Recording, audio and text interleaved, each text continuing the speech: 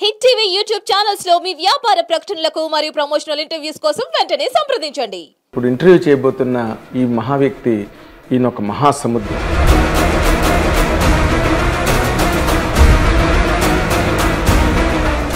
ఈ సముద్రంలో ఎన్నో విజయాల అలలు, దిగ్విజయాల దీవులు.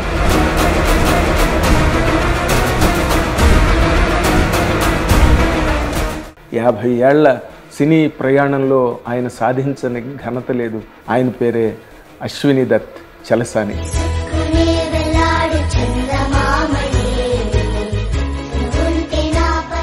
అంటే ఇది ఒక పెద్ద సునామీ లాగా వచ్చింది సార్. సునామీ అక్కడెక్కడ వస్తుంది, ఇది మొత్తం ప్రపంచం అంతా వచ్చిందండి సునామీ. ఏదో కొత్త విషయం కనిపెడుతున్నారు వీళ్ళు. పాతదే కలికి అంత పాత సినిమానే లాగానే ఉంటుంది, కానీ టేకింగ్ కానీ అది కానీ చాలా కొత్తగా.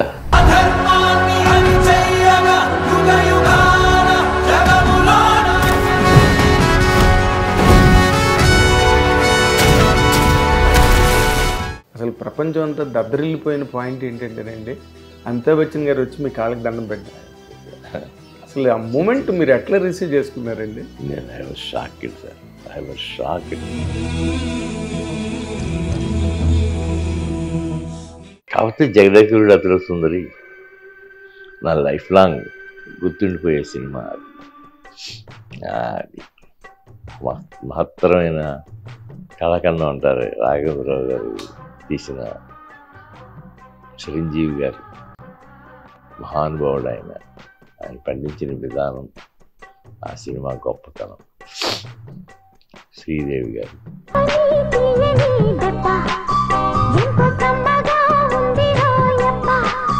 నార్మల్గా జగదేకుడు అతిలోక సుందరి పార్ట్ 2 తీద్దాం అన్నది మీకు ఎప్పటి నుంచో ఉన్న ఆలోచన? అవును అండి.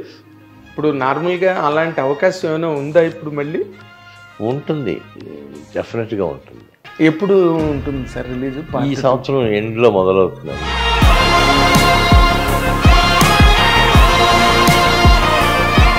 హిట్ టీవీ అభిమాన ప్రేక్షకులకు స్వాగతం. నేను మీ Nagendra Kumar. Welcome to my special program my special touch.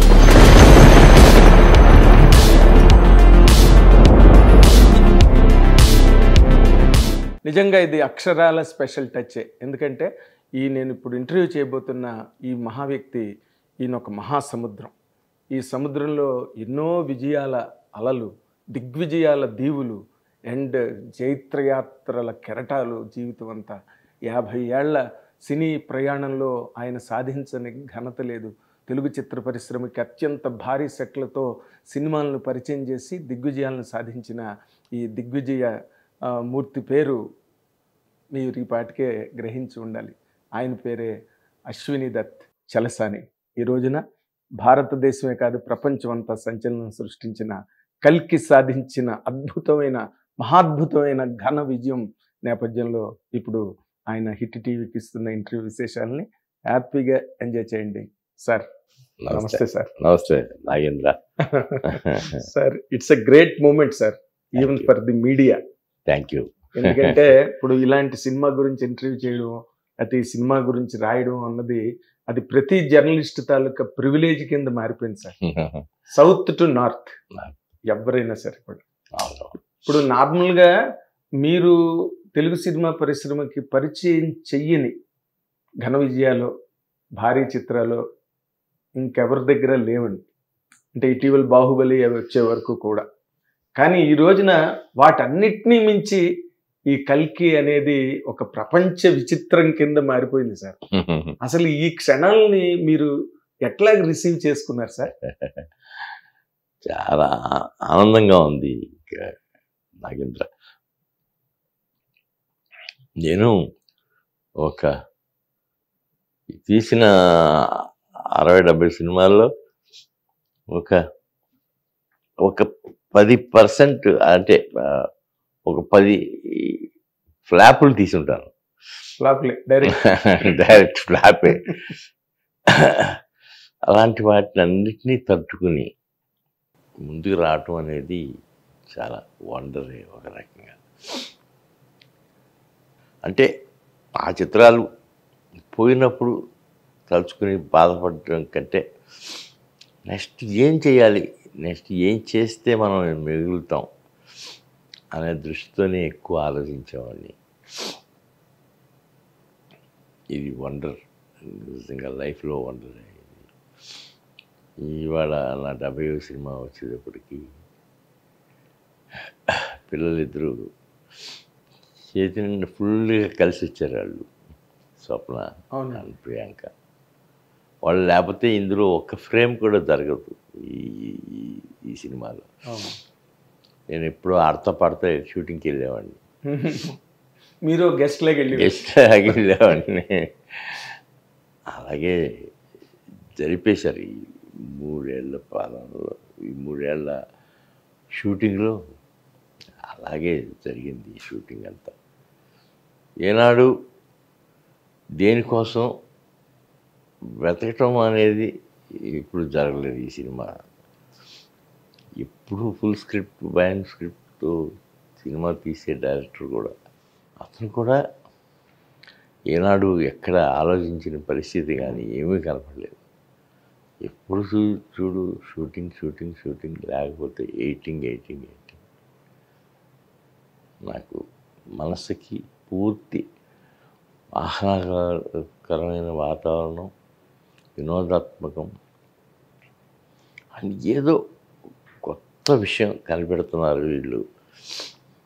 పాతదే కల్కి అంత పాత సినిమానే లాగానే ఉంటుంది, కానీ ఆ టేకింగ్ కానీ అది కానీ ఇది కానీ చాలా కొత్తగా సాగింది. దాదాపు 700 కోట్లు సినిమా నిర్మాణం ఖర్చు అయింది. బట్ ఏనాడు మేము ఖర్చు ఇంత అవుతుంది ఏంటి అని ఎప్పుడు అనుకోలేదు. సినిమా పరిస్థితి అలా వచ్చింది. అవసరమైంది అలా పెడుతూ వెళ్ళడం, కాగితం మీద బడ్జెట్లు వేసుకుని దానికి తగ్గట్టుగా తీసింది కాదు. కానీ అంటే సార్, ఇప్పుడు నార్మల్గా మీరు, నాకు బాగా గుర్తండి, మహానటి సినిమా రషెస్ చూసి మన బ్యానర్కి చాలా మంచి డైరెక్టర్ దొరికాడు నాగేంద్ర అని చెప్పారండి. అవును, అది మహానటి ఇంత మిడిల్లో ఎలా చెప్పారో మీరు అనుకున్నాను నేను. బట్ సినిమా చూసిన తర్వాత ఇంకా మెగాస్టార్ చిరంజీవి గారి దగ్గర నుంచి అందరూ మెస్మరైజ్ అయిపోయి మహానటికి. అవును. ఇప్పుడు ఆ నమ్మకం మీద ఈ సినిమాని మీరు, అంటే నాగశ్విన్ మంచి ప్రోడక్ట్ డెలివరీ చేయగలడు అన్న నమ్మకం మీద ముందుకెళ్ళారా అండి? అంతే, కేవలం అంతే. అతను ఎవడే సుబ్రహ్మణ్యం తీసినప్పుడు నేను ఏంటి కథ అని అడిగితే ఏదో టూకీగా చెప్పారు వాళ్ళు. వెళ్ళారు, కాన్ఫిడెంట్గానే వెళ్తున్నారా అని అడిగాను. వెళ్తున్నాము అని అన్నారు. సరే అమ్మ గో హెడ్ అని. కాపీ చూశాను. అది కాపీ చూసి నేను స్పెల్ బౌండ్. ఏంటి వీళ్ళు ఇంత బాగా తీశారు, ఏంటి మనం అనుకున్న దానికంటే ఎక్కువ తీశారు, బాగా తీశారు, గ్రేట్. నా పిల్లలు కూడా బాగానే వస్తున్నారు అని అనుకున్నా. తర్వాత ఈ కథ చెప్పారు. కథ చెప్పినప్పుడు బాగుంటుందమ్మా, సావిత్రి గారి కథ, డెఫినెట్గా మంచి ప్రయత్నం చేయండి అన్నాను. బడ్జెట్ గురించి నేను అడగలేదు, వాళ్ళు చెప్పలేదు. బడ్జెట్ కూడా బాగానే అయింది. అది అయితే అది సాధించిన విజయం అన్ఇమాజినబుల్. అవునండి. ఎందుకంటే మా సావిత్రి గారి లైఫ్ మనందరికీ ఇండస్ట్రీలో ఉన్న వాళ్ళకి తెలిసి చాలా ఫ్రాక్చర్డ్ లైఫ్ అండి. అంటే ఒక్కొక్కరి దగ్గర ఒక్కొక్క వెర్షన్ ఉంది. అవును, సావిత్రి గారి జీవితం గురించి. అవునండి. అలాంటిది అన్నిటినీ ఫిల్టర్ చేసి అలా ప్రజెంట్ చేయడం అన్నది చాలా గొప్పతనం, కష్టమైన విషయం సార్. అవును, ఆ విషయంలో కూడా హ్యాట్స్ ఆఫ్ టు నాగశ్విన్. తను ఏదైతే క్యారెక్టర్కి ఎవరెవరైతే అనుకున్నాడో అందరినీ ఏరికోరి తీసుకొచ్చి పెట్టి సినిమా శాసించాడు. మోహన్ బాబు గారు కానీ అట్లాంటి వాళ్ళు ఎంత. ఆ విజయం ఎన్నటికీ మర్చిపోలేని విజయం అనిపిస్తుంది మహానటి. ఇప్పుడు ఈ విజయం ముందు ఆ విజయం కనపడదు కదా. కనబడట్లేదు. అంటే ఇది ఒక పెద్ద సునామీ లాగా వచ్చింది సార్. అవును సునామీ అక్కడెక్కడ వస్తుంది, ఇది మొత్తం ప్రపంచం అంతా వచ్చిందండి సునామీ. అవును. అంటే ఇప్పుడు ఈ కథ నార్మల్గా మీరు విన్నారా సార్ ముందు? నేను రఫ్గానే విన్నాను, ఆ, లైనే విన్నాను. కలిసి అతను టైటిల్తో సహా చెప్పాడు. ఉమ్, బాగానే ఉంది. నాకు ఏమేమి ఇందులో క్యారెక్టర్స్ వస్తాయని అడిగాను. కృష్ణుడు, అర్జునుడు అని ముందు నుంచి చెప్పాడు. వెరీ గుడ్, కాన్ఫిడెంట్గా గో హెడ్, అసలు ఎవరితోనూ ఏమి మాట్లాడద్దు, చేసుకుంటూ వెళ్ళిపో. రిస్క్ అనిపించలేదు సార్ మీకు? నాకు అనిపించలేదండి, పెద్దగా అనిపించలా. ఆ, అతను ఫ్లోలో వెళ్తున్నాడు, ఉమ్, అతను వెనకమాల మనం కూర్చున్నాం అంతే. అంతకు తప్ప నాకు ఏమీ అనిపించలేదు అసలు. ఉమ్, నాకు ఆ రాఘవేంద్ర గారితో ఆడతో వీళ్ళతో తీసి సినిమాలు ఉన్నాయి కదా, ఉమ్, అట్లాగే అనిపించింది. జగదేగుడు అతిలోక సుందరి వాటిలాగానే అనిపించింది. కాకపోతే జగదేగుడు అతిలోక సుందరి నా లైఫ్ లాంగ్ గుర్తుండిపోయే సినిమా అది. అది మహత్తరమైన కళకన్నా ఉంటారు రాఘవేంద్రరావు గారు తీసిన.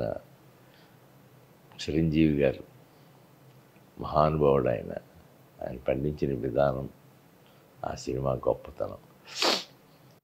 శ్రీదేవి గారు, ఇక ఆ సినిమాలో క్యాస్టింగ్ అంతా అదే గుర్తుకొచ్చింది నాకు. జగదేగుడు అతిలోక సుందరి అప్పటికి అదే గ్రాండ్ ఫిలిం కదా అది. నాకు ఎప్పటికీ గుర్తు, మీరు విజయవాహిని స్టూడియోలో బయట నిలబడేవారు, అవును. ఏదో ఎవరికి సంబంధం లేని సినిమా ఎవరితో జరుగుతుంది అన్నట్టుగా. నేను ఇప్పుడు పెద్ద డిస్టర్బెన్స్ చేసేవాడిని కాదు కాబట్టి అస్సలు. నిర్మాతగా బయట ఆడతా పాడుతూ ఉండేవాడు. అదే నేను ఎప్పుడు వచ్చినా గేట్ దగ్గర నిలబడి అందరినీ పలకరిస్తుండేవాడు. అంటే ఇప్పుడు నార్మల్గా జగదేకుడు అతిలోక సుందరి సినిమా వచ్చిన రోజుకి ఈ రోజుకి టెక్నాలజీ మారిపోయింది, సినిమా అవును. మేకింగ్ స్టైల్ మారిపోయింది. అవును ఆ? అంటే of course world wide market వచ్చింది అనుకోండి తెలుగు సినిమాకి అవును ఈ రోజున. బట్ ఈ బడ్జెట్స్ ఆ రోజైతే అందరూ మిమ్మల్ని వార్న్ చేశారు, అవును ఏం చేస్తున్నావు ఏంటి నువ్వు, ఆ సెట్లు ఏంటి, గొడవ ఏంటి అని. ఏమండి అవును. ఈసారి వార్న్ చేయడానికి ఎవరు లేరు మిమ్మల్ని. ఆ? లేరు, హెచ్చరించడానికి కానీ కూడా ఎవరు లేరు. లేకపోతే ఇందులో కారణం కూడా ఇంకోటి ఉందండి. ఎన్నో రోజులు తీసాం, 3 సంవత్సరాలు తీస్తున్నారు కాబట్టి సెట్స్గా ఎక్కడ కనపడని సెట్స్ స్టూడియోలో ఒకటే 6 ఫ్లోర్లు 7 ఫ్లోర్లో షూట్ చేసాం రామోజీ ఫిలిం సిటీలో. ఆ తర్వాత అక్కడి నుంచి షిఫ్ట్ అయిపోయాం ఇక్కడికి, మన ఈ స్టూడియోకి. ఇక్కడ దాదాపు 2 సంవత్సరాల చిల్లర ఇక్కడ షూట్ చేశాం. ఎవరిని అలౌ చేయలేదు లోపలికి. ఇక్కడ ఎవరికాళ్ళకి సెట్స్గా కనపడదు అని గ్రాఫిక్స్ గ్రాఫిక్స్ గ్రాఫిక్స్ గ్రాఫిక్స్ ఏంటిది అనే ఆలోచన వస్తుంది, వచ్చి ఉండాలి ఎవరికన్నా. నాకు వచ్చింది చాలాసార్లు. ఏంటి సెట్ వేసి శుభ్రంగా హ్యాపీగా తీసేవాళ్ళం మనం, గ్రాఫిక్స్ గ్రాఫిక్స్ అంటున్నాం ఏంటి అని. కానీ అందులోనే విచిత్రం, ఎక్కడ సెట్ అన్నది కనిపించదు మీ షూటింగ్ టైంలో కదా, అంత గ్రీన్ మ్యాట్ మీద వెళ్తుంది. అంతుంది అంతా గ్రీన్ మ్యాట్ మీద. మీకు అంత అయోమయం అనిపించలేదు? నాకు ఎప్పుడు అనిపించలేదు. కాకపోతే నేను వెళ్ళి కూడా వాళ్ళతో పాటు కాలక్షేపంగా నవ్వుకొని వచ్చేసేవాళ్ళం. అమితాబ్ బచ్చన్ గారు ఉన్నప్పుడు మాత్రం సీరియస్గా మెయింటైన్ చేసేవాళ్ళం తప్ప సినిమా. ఇప్పుడు ఇది లైఫ్ డ్రీమ్. వెనక్కి తిరిగి చూసుకుంటే 3 ఏళ్ళు ఎలా గడిచిపోయింది ఈ సినిమా అనిపిస్తుంది. ఇప్పుడు తెలుగు అంటే ఇండియన్ సినిమా ఇండస్ట్రీలోనే ఇందులో లేని లెజెండ్ లేడు సార్. ఇంకా అమితాబ్ బచ్చన్ గారు, యువతలేమో కమల్ హాసన్, సరే ఇంకా ఆల్ ఇండియా బాహుబలి ప్రభాస్, ఏం సార్ దీపిక పడుకొని అమ్మాయి హీరోయిన్స్ లో అమ్మాయి సూపర్ స్టార్. అసలు వీళ్ళందరినీ ఎన్సెంబుల్ చేస్తున్నప్పుడు మీరు ఏ రకమైన ఇమోషన్ ఫీల్ అయ్యారు సార్? మీకు మంచి కాంబినేషన్స్ అంటే ఇష్టం? ఇష్టం. నాకు తెలిసినంత వరకు అమితాబ్ బచ్చన్ గారు దీపిక పట్టుకొని ఉంటారు ప్రభాస్తో పాటు అని చెప్పారు. ఆ తర్వాత మిగతా క్యాస్టింగ్ అంతా మిగతా వాళ్ళు వస్తారు, ఇంపార్టెంట్ వాళ్ళు వస్తారు. ఒకసారి కమల్ హాసన్ గారు వస్తున్నప్పుడు ఐ వండర్, కమల్ హాసన్ గారిని ఆ క్యారెక్టర్ తీసుకున్నారు అన్నప్పుడు దాదాపు దానికి 3 months 4 months కష్టపడ్డారు వీళ్ళు. అవునా? వెళ్ళి ప్రతి పాయింట్ ఆయన అడిగినవన్నీ చెప్పాను. ఆయన వెంటనే చేస్తున్నాను అనగానే హ్యాపీగా తిరిగి వచ్చాను. అదొకటి వండర్. అంటే నార్మల్గా కమల్ హాసన్ మొన్న చాలా పెద్ద హిట్ విక్రమ్ అవన్నీ వచ్చినాయి. బట్ ఈ సినిమాకి వచ్చేసరికి సార్ కమల్ హాసన్ గారి క్యారెక్టర్ అసలు ఎక్కడ మనకి ఆఖరి వరకు కనిపించదు ఏమండి. ఆయన కూడా ట్వీట్ చేశాడు, అవును నేను ఇందులో లేను, ఏదో చిన్న పార్టీలో ఉన్నాను, అదంతా పార్ట్ 2లో ఉన్నాను నేను. అవును అవును నేను కూడా ఈ సినిమాకి ఒక ప్రేక్షకుడిని మీలాగా. అందరూ ఏ ఒక్కరు ఇందులో ఎక్కువ తక్కువ అని కాదు. అమితాబ్ బచ్చన్, కమల్ హాసన్, ప్రభాస్, దీపిక అందరూ తమ పాత్రలకు పూర్తి న్యాయం చేకూర్చారు. పర్ఫెక్ట్గా సెట్ అయ్యారు సార్ పర్ఫెక్ట్గా క్యారెక్టర్స్కి. పర్ఫెక్ట్గా సెట్ అయ్యారు. తర్వాత అసలు బేసిక్గా సినిమా రిలీజ్ ముందు అసలు ప్రపంచం అంతా దద్దరిల్లిపోయిన పాయింట్ ఏంటంటేనండి, అమితాబ్ బచ్చన్ గారు వచ్చి మీ కాళ్ళకి దండం పెట్టారు. అసలు ఆ మూమెంట్ మీరు ఎట్లా రిసీవ్ చేసుకున్నారండి? నేను I was shocked sir, I was shocked. ఆయన అంతవరకు రాబోతుంటేనే నేను ఆపేసి దూరంగా వెళ్ళిపోతాను. అట్లాంటిది నేను ఐ వాజ్ షాక్డ్. మహానుభావుడు ఆయన.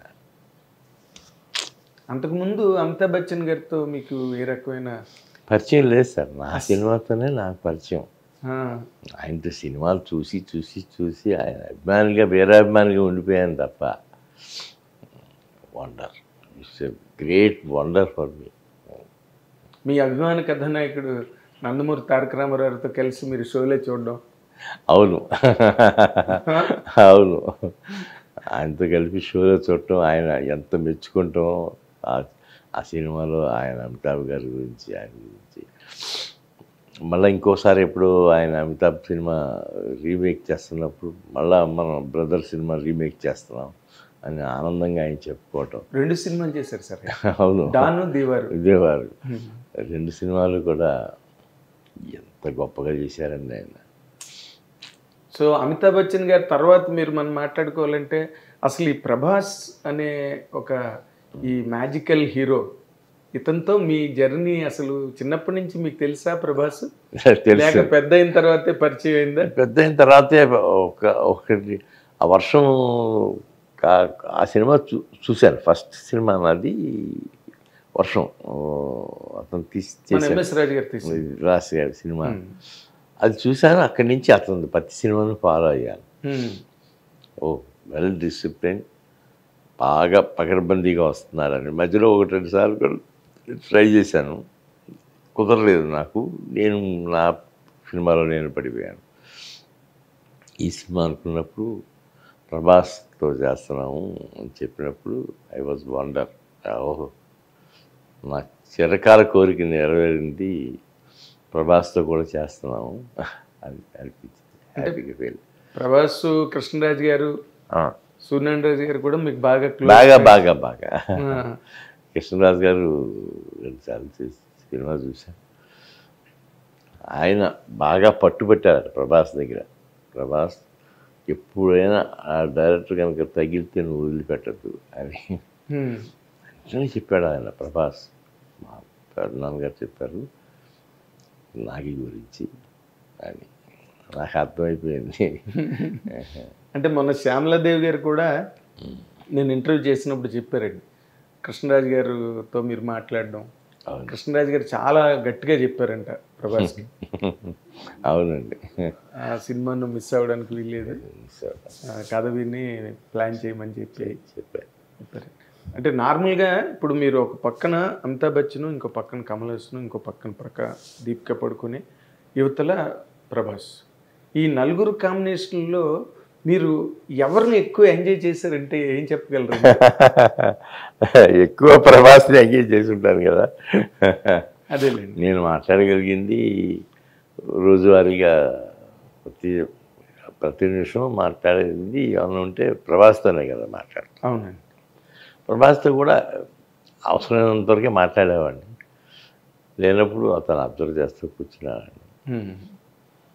తను కూడా చాలా మితభాషి కదా బాగా ప్రభాస్. బాగా మిత భాష చాలా గౌరవం మర్యాదలు చాలా విపరీతంగా ఫాలో అవుతాను. బట్ సినిమా ఓవరాల్గా మీరు చూసుకున్నప్పుడు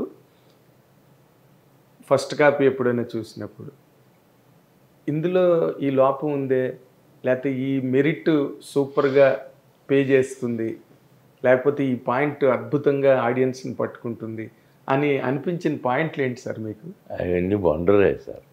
నేను చెప్తున్నాను కదా, ఇది ఫస్ట్ కాపీ చూస్తూ ఉంటే మొదటి నుంచి చివరి వరకు అమ్మ బాబోయ్ ఇంత గొప్ప సినిమా మనం తీసామా అని అనిపిస్తుంది తప్ప నా పరిస్థితులు ఎవరున్నా అదే ఫీల్ అవుతారు. ఇప్పుడు ఆడియన్స్ అందరూ అదే ఫీల్ అవుతున్నారు. అందుకని దాని గురించి కామెంట్స్ లేవండి. ఎక్కడెక్కడ పొగడాలో ఎక్కడెక్కడ పొగడాలో అన్నీ జరిగిపోతూ ఉంటాయి సినిమాలో జరుగుతున్నారు. బాగా మనస్సుకి బాగా హత్తుకున్న ఒక ఎపిసోడ్ కానీ లేకపోతే ఒక పాయింట్ కానీ మీకు సినిమా మొత్తం చూసిన తర్వాత, అంటే ఎప్పుడైనా ఎంత పెద్ద హిట్ నేను రెండోసారి కూడా చూసినప్పుడు చెప్తాను. అంతేనా? అంటే అంటే మొదటంతా కూడా ఒక ట్రాన్స్లోకి వెళ్ళిపోతారు. ట్రాన్స్లోకే వెళ్ళిపోయాం కదా, అందుకని మొట్టమొదటి నుంచి చివరి వరకు చూస్తే నాకు ఇంకా ట్రాన్స్లోనే ఉన్నాను అనిపిస్తుంది. రెండోసారి చూసినప్పుడు ఏమన్నా తేడా ఉంటే ఈ రష్లో ఎందుకులో చూడటం అని ఆగాను, చూస్తాను. తేడా అసలు సార్ అదొక అంటే కొన్ని బార్న్ ఫిల్మ్స్ అంటారు చూడండి, లైక్ జగదేకుడతలోకి సుందరి. అవును, మనం కోట్ చేయాలంటే ఆ సినిమా ఒకటే కోట్ చేయాలి, ఒకటే కోట్ చేయాలి. ఇది ఒక బార్న్ ఫిల్మ్ లాగా. అవును, ఆ యాక్టర్స్ అందరూ దానికోసమే పుట్టారు. అసలు అమితాబ్ బచ్చన్ గారు మీతో పర్సనల్గా షేర్ చేసుకున్న విషయం ఏంటండి ఈ క్యారెక్టర్ గురించి కానీ ఈ సినిమా గురించి కానీ? లేదు, ఆయన నాతో పర్సనల్గా క్యారెక్టర్ గురించి నాతో చర్చించిన దానికంటే కూడా మా స్వప్న నాకు వారితో మాట్లాడటమే ఇట్స్ ఎ వండర్ఫుల్ ఫిలిం అనేది ఆయన ఫీలింగ్. తనని కావాలని తనతో తీస్తున్నారంటే ఇది డైరెక్టర్ చాలా గొప్పగా ఊహించి ఎక్కేస్తున్నాడు అనేది. ఇంకంతకంటే ప్రస్తుతం చెప్పడానికి ఏమీ లేదు. అంటే ఇప్పుడు నార్మల్గా సార్ ఇప్పుడు పిల్లలు మీ డాటర్స్ ఇద్దరు స్వప్న దత్ కానీ ప్రియాంక దత్ కానీ అండ్ యంగ్ మ్యాన్ నాగశ్విన్ కానీ వాళ్ళు ఒక థాట్ని పట్టుకుని పరిగెడుతున్నప్పుడు మీరు అదే వీళ్ళు యూత్ఫుల్గా వెళ్ళిపోతున్నారు అని ఎక్కడైనా చెక్ పాయింట్లా పెట్టడం గట్టా జరిగిందా సార్, లేకపోతే వాళ్ళు ఫ్రీగా వదిలేశారు? నెవ్వర్ ఆస్క్ దెమ్ ఇదేంటి అని ఎప్పుడు అడగలేదు. వాళ్ళు మహా ప్రవచనం అంటే ఏదో అంటారే, అట్లాంటి ఎక్స్పెరిమెంట్ ఆడు చేస్తున్నప్పుడు నేను ఎందుకు ఇంటర్ఫీర్ అవ్వాలి? వండర్ఫుల్ క్రియేట్ చేస్తున్నారు వాళ్ళు, లెట్ దెమ్ డూ ఇట్ అని మొదటి నుంచి మీకు నేను మొట్టమొదటి నుంచి ఆ నమ్మకంతోనే ఉన్నాను. అదే నమ్మారు. అయితే ఈ రోజున మీ ఫ్రెండ్సే అనుకోండి, అందరూ మీరు పనిచేసిన వాళ్ళే, ఒక చిరంజీవి గారు కానీ ఒక రజనీకాంత్ కానీ వీళ్ళందరూ కూడా ట్వీట్స్ వర్షం అండి, సోషల్ మీడియా అంతా కూడా. అసలు మీరు ఇంకో హీరోతో తీసిన సినిమాకి ఇంతమంది పెద్ద హీరోలు రెస్పాండ్ అయ్యి మాట్లాడడం అనే దాన్ని మీరు ఎట్లాగండి ఇంత పెద్ద యొక్క లెజెండరీ ప్రొడ్యూసర్ మీరు ఎలా రిసీవ్ చేసుకున్నారు సార్? చాలా ఆనందంగా పడ్డానండి. చిరంజీవి గారు మొట్టమొదటిసారిగా నాకు ఫోన్ చేసినప్పుడు ఈ సినిమా గురించి చెప్తూ ఉంటే, అలాగే నా ప్రియమిత్రుడు నాగార్జున, వెంకటేష్, నిన్నటి రజనీకాంత్ గారి ట్వీట్, ఇవన్నీ wonder. It's a wonder in my life. మీరు ఇంకా మ్యాజిక్ నుంచి బయటకు రాలేదు కదా? ఇంకా రాలేదు, ఇంకా రావడానికి కూడా టైం పడుతుంది అనుకుంటారు. ఈలోగా పార్ట్ 2 వచ్చేస్తుంది. అవును. అంటే ఇప్పుడు నార్మల్గా స్వప్న దత్ గారు కానీ ప్రియాంక దత్ గారు కానీ చాలా committed people for cinema sir. Committed.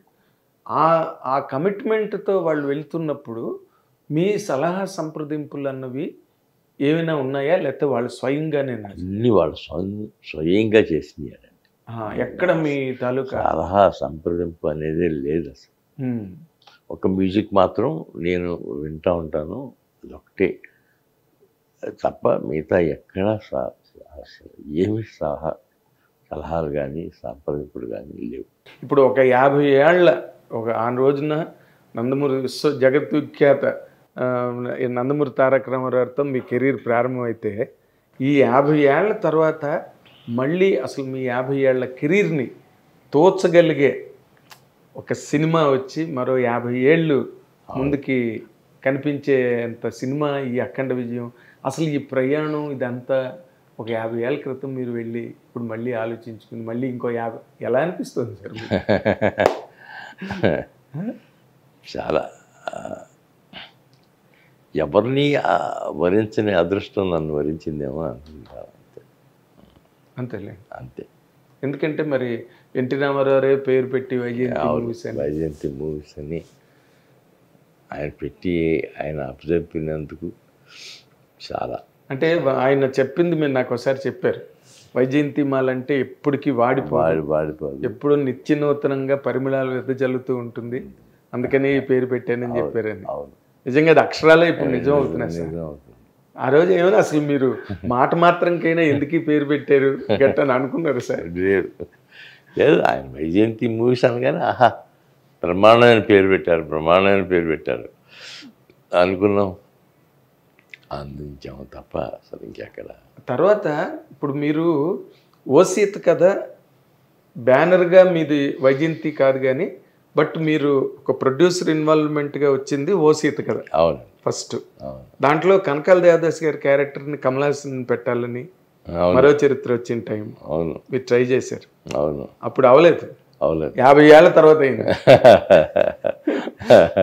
ఎందుకు జరగలేదు సార్ అప్పుడు కమలాసన్ గారిని పెట్టడం?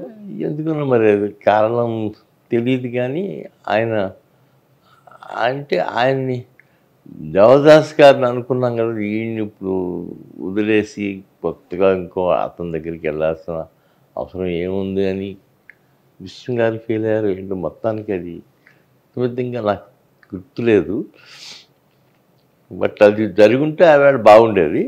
బట్ ఇవాళకి వండర్, అది వండర్ ఇది వండర్, అన్నీ మీ జీవితమే వండర్స్మయం. ఈ మధ్యలో అంటే ఇంత ప్రయాణంలో మీరు ఓపెనింగ్లోనే చెప్పారు ఓ 10 డైరెక్ట్ ఫ్లాపులు ఏమండి. ఆ నార్మల్గా ఒక అన్ని ఫ్లాపులు వచ్చి ఇంత కెరీర్లో మనిషి అన్నవాడు ఎక్కడో అక్కడ వెలిసిపోతాడు సార్. చాలు ఇంకా మనకి అని మీకు మేజర్ జోల్ట్లు తగిలాయి మీ కెరీర్? నాకు బాగా తగిలిన బిగ్గెస్ట్ జోల్ట్ ఒకటే, శక్తి. ఆ తర్వాత మనం ఇంకా వద్దు చిత్ర నిర్మాణం అని విరమించుకున్నాం అనుకుంటే, మా అమ్మాయిలు వాళ్ళు తీస్తారు కదా, వాళ్ళతో తీపిద్దాం మనం అని. వాళ్ళు తీసేటప్పుడు నువ్వు విన్నావు కదా డాడీ సీతారామం, అదొకసారి నువ్వు ఒకసారి ఫుల్గా కాన్సన్ట్రేట్ చేస్తే అది నువ్వే హ్యాండిల్ చేస్తే బాగుంటుంది అంటే నేను అది చేశాను. అది wonder, Sita Ramam wonder for me. 100%. బాగా తీశాడు హను రాఘవపూడి, చెప్పిందంతా చేశాను. ఆ సినిమా తర్వాత మళ్ళా నేను నిర్మాణంగా ఉన్నాను అని అనిపించింది ఫస్ట్ టైం. అంతే, నేను ఉన్నాను అది అంతే. ఇప్పుడు నార్మల్గా జగదేకుడు అతిలోక సుందరి పార్ట్ 2 తీద్దాం అన్నది మీకు ఎప్పటి నుంచో ఉన్న ఆలోచన? అవును అండి. ఇప్పుడు నార్మల్గా అలాంటి అవకాశం ఏమైనా ఉందా ఇప్పుడు మళ్ళీ? ఉంటుంది, డెఫినెట్గా ఉంటుంది. ఈ పార్ట్ 2 ఇది అయిపోయిన తర్వాత, ఇది అయిన తర్వాత దాని మీద కాన్సన్ట్రేషన్ చేస్తాం. అదేలే, అది ఉంటుంది. ఇప్పుడు ఈ పార్ట్ 1 రిలీజ్ అయ్యింది కదా సార్, ఇంత అఖండ విజయం సాధించింది. దీని ఇంపాక్ట్ పార్ట్ 2 మీద అసలు అది ప్లే చేయడం చాలా కష్టం కదా సార్. ఇంత పెద్ద హిట్, ఇంత చాలా మ్యాసివ్ హిట్, దీని తాలూకు ప్రభావం పార్ట్ 2 మీద మీరు మళ్ళీ కథను ఏదైనా రీఆర్డర్ చేయడం కానీ, నేను ఏమి చేయండి ఈ సినిమాకి మీరు అడిగేది ఈ సినిమా గురించి. ఎస్, మన కల్కి పార్ట్ 2. కల్కి పార్ట్ 2 అతను మనసులో ఏదైతే ఉందో అదే ఫినిష్ చేస్తాడు. అది వండర్స్ క్రియేట్ చేస్తుంది. అది కూడా ఆ సినిమా కోసం ఎంటైర్ ప్రేక్షక మహాశయుడితో పాటు నేను వెయిట్ చేస్తున్నాను. అంతే, దట్స్ సార్. అయితే నార్మల్గా ఈ మనం సినిమా అన్నది ఒక ఆర్ట్ సార్, కమర్షియల్ ఆర్ట్.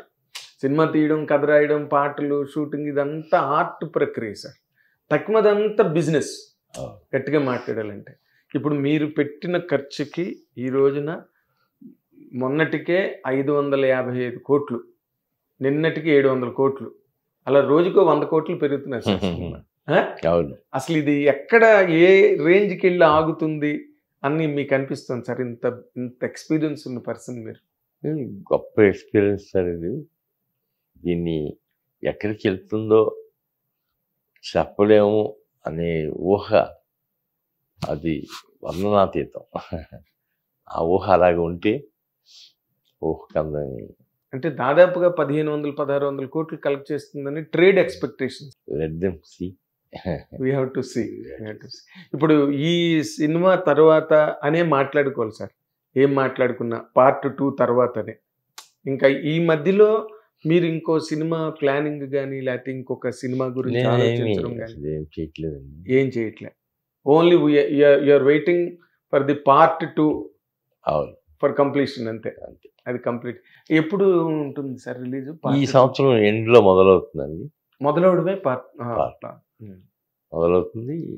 వచ్చే సంవత్సరం ఇదే మాసంలో రిలీజ్ అవుతుంది. మే, జూన్లో రిలీజ్ అవుతుంది అనుకుంటున్నాను. ఓకే. ఇప్పుడు మరి పార్ట్ 2కి వచ్చేసరికి ఇది ప్రపంచవ్యాప్తంగా ఇంత సంచలనం సృష్టించింది కదా. అప్పట్లోనే కొంతమంది హాలీవుడ్ ప్రొడ్యూసర్స్ గట్టా షేరు, పార్ట్నర్షిప్ ఇలాంటివి ఇంకంత అసలు వెళ్ళలేదండి అసలు. ఓకే. అంటే సోషల్ మీడియాలో విపరీతంగా రాశారండి అంతవరకే. ఓకే.